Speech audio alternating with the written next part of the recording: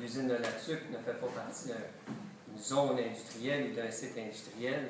L'usine se retrouve aux confins de la ville sans réellement avoir de zone tampon. Avec le développement de la ville, avec le développement de l'usine, les temps ont changé. Auparavant, les gens étaient très tolérants. Et c'est pas juste à Latuc, c'est un phénomène qui est québécois, canadien et même, je dirais, nord-américain. On a vu que les gens sont beaucoup moins tolérants face aux impacts industriels d'un site comme celui de l'usine de Latuc. On parle donc je ne dirais pas d'intolérance, mais de moins d'acceptation du fait qu'une usine peut être bruyante. Une usine peut avoir certaines odeurs qui ne sont pas toujours les bienvenues, ou de poussière.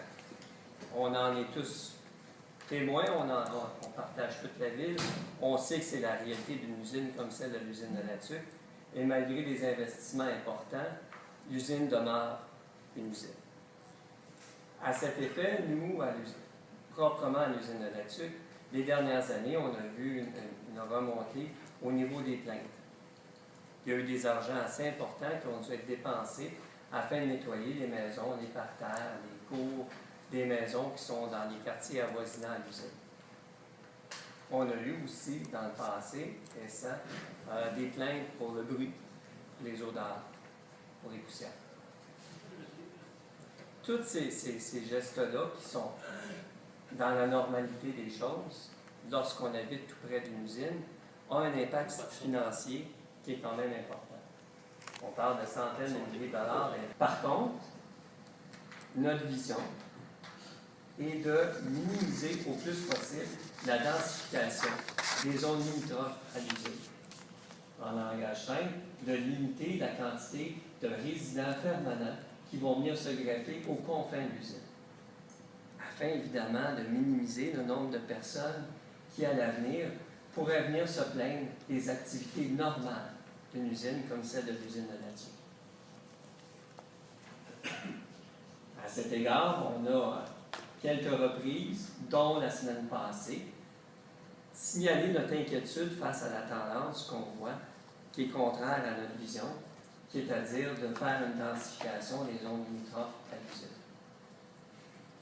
Un exemple patent pour nous est le projet de l'Épervier, qui en passant est un beau projet, mais qui se retrouve juste à côté des voies d'entrée de camionnage de l'usine, qui se retrouve au bout de la pile de Brandy et tout près de notre site industriel. Donc, vous pouvez voir un peu l'inquiétude que je peux avoir en tant que représentant de l'usine de Latuc, de voir un nombre de résidents qui vont venir se greffer au bout de l'usine. Et que le projet de changement de zonage nous inquiète. Le projet comme tel est un beau projet. Quand je parle du projet, je pense qu'on comprend celui dont je parle, celui qui a été présenté la semaine passée par les promoteurs, de pouvoir redonner vie à deux beaux bâtiments.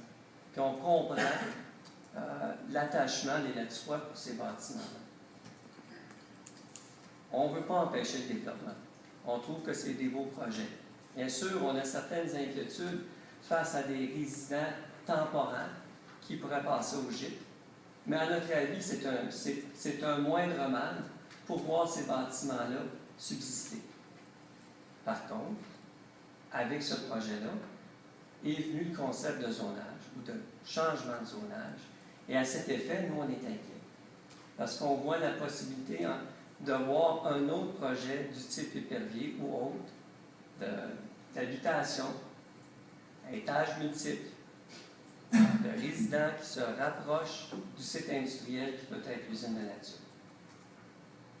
Ça va donc à l'encontre de ce qu'on peut avoir comme vision d'avoir une zone tampon ou même d'être dans un site industriel à proprement dit. Les grandes entreprises sont toujours soucieuses de l'accueil